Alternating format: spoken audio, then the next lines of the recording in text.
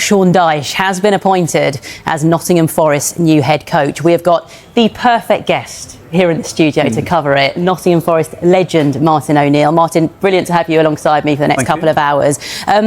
Quite the few days for your former club. Ange Postecoglou sacked on Saturday, less than 20 minutes after the full-time whistle blew after that defeat to Chelsea. And now look at this, Sean Dyche in the dugout for them. Just your reaction to kick things off about what has happened over the last few days. Well, first of all, I think that even by the owner's standards, I think 7 or 8 games into a new manager's reign is particularly short. I'm not an apologist for Ange. He can do all of that himself at any given stage. But what I will think as a manager, that is no time at all. In fact, I was actually at the Michelin game at home.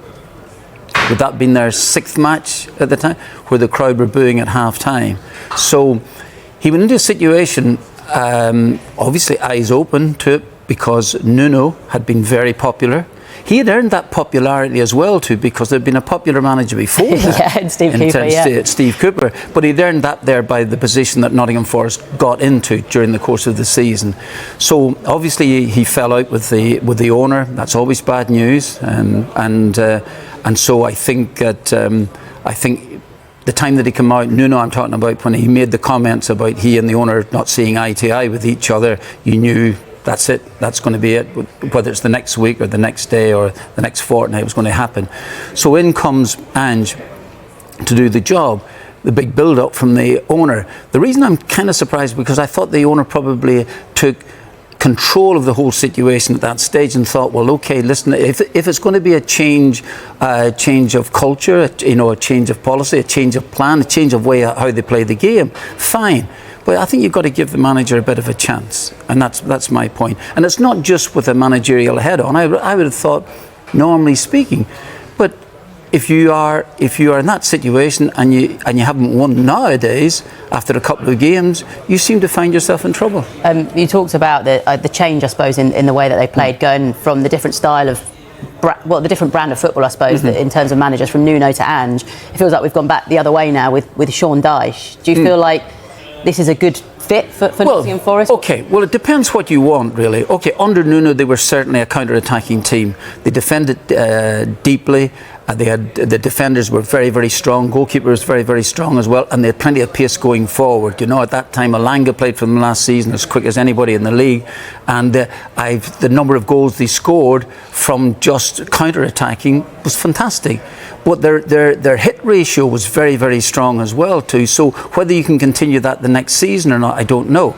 If not, okay, fine. So that's it. But the fans were happy, because it was getting results. And suddenly, within 5 or 6 matches towards the end of the season, you're looking at Champions League form, or getting into the Champions League.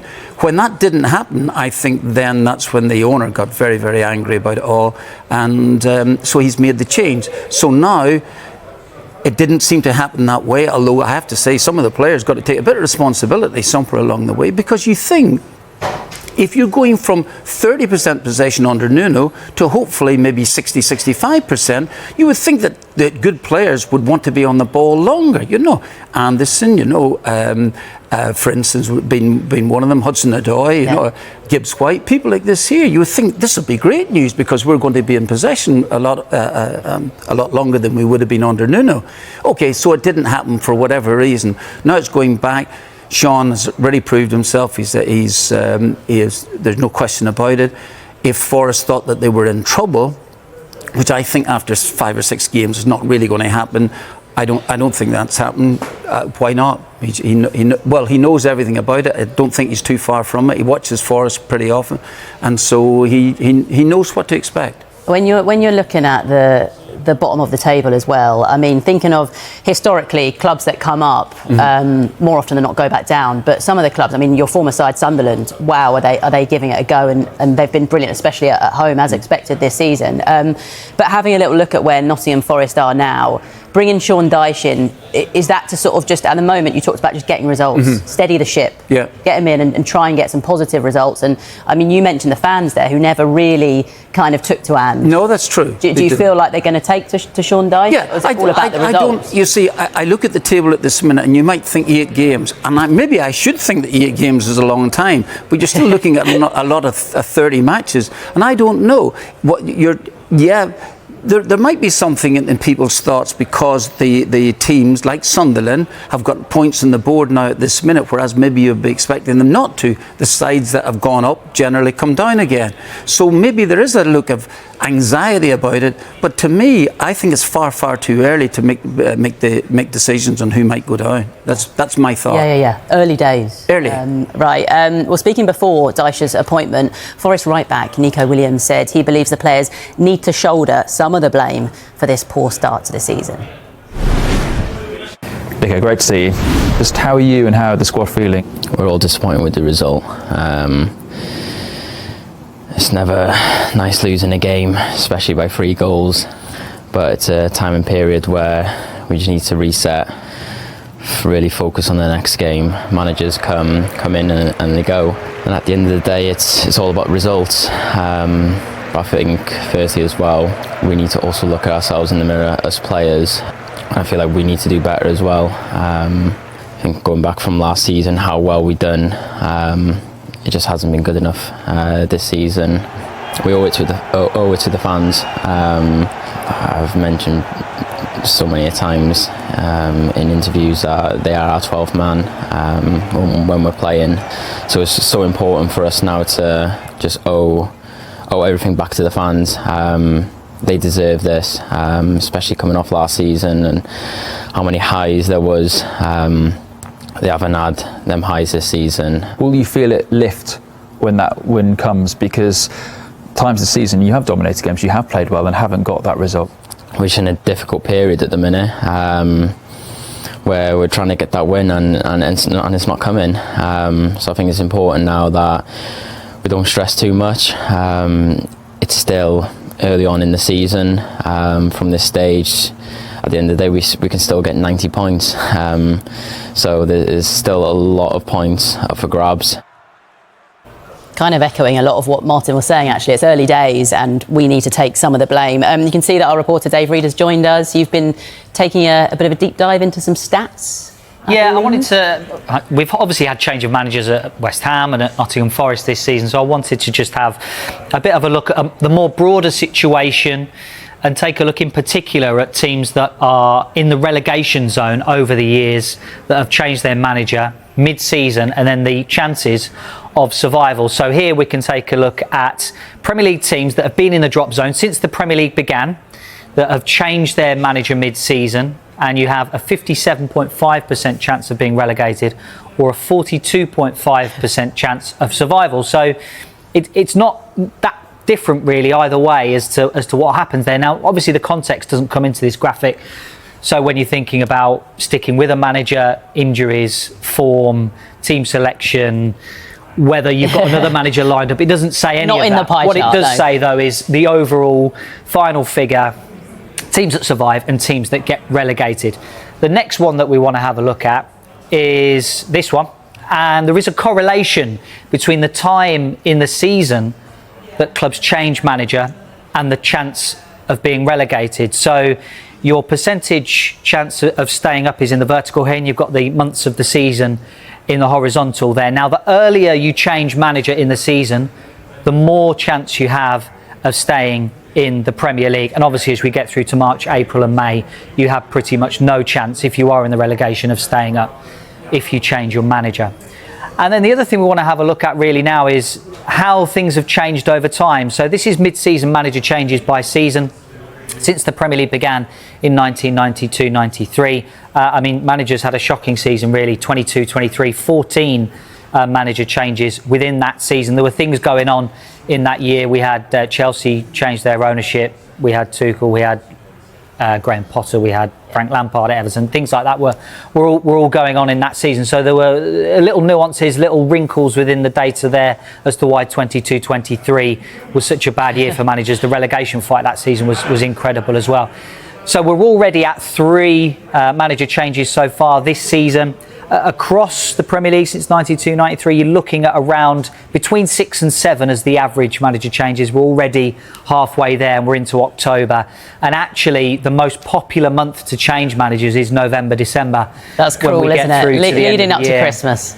Yeah, so once we get through the calendar year, once we get to January, your chances of survival, if you are in the relegation zone, start to diminish significantly. Yeah, so getting to that halfway point of the season. Can you read anything into the stats, Martin? It's very context sort of based, isn't it? It is, yeah. I'll leave that with the beside me. Just on Evangelos Marinakis then, who's obviously an owner that you know. There was a comment made by Roy Keane, I think this was after Nuno lost his job at the club, saying, well, if you shake hands with the devil, you kind of know what you're going to get. You obviously worked under him at Nottingham Forest. What was he like as an owner? Well, I came in January of 2019 and signed a 1.5-year contract, hoping that at some stage or another we could get promotion. That was the idea. And I said to him I'd walk away if we couldn't do it. So we were hoping that see out the season. If we can get into the playoffs, great. And then we'd really go for it in the summertime. Well, even I should realise that you might not even get that time. But we actually, I had 19 games under him. Some were fun, some weren't. And we actually won the last 3 games of the season. So I actually got bombed out pre-season. So there we go. And that was a fortnight after meeting him in Athens, where we had a really decent chat. So listen. Anyway, so I was ousted in pre-season, and so the new manager came in, Lamucci, who was appointed 24 minutes after I'd got sacked myself.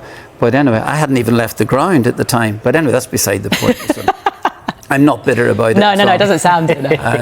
Not half. And and so Lamucci got all the players that I was hoping to be able to get, but still, listen, it didn't happen.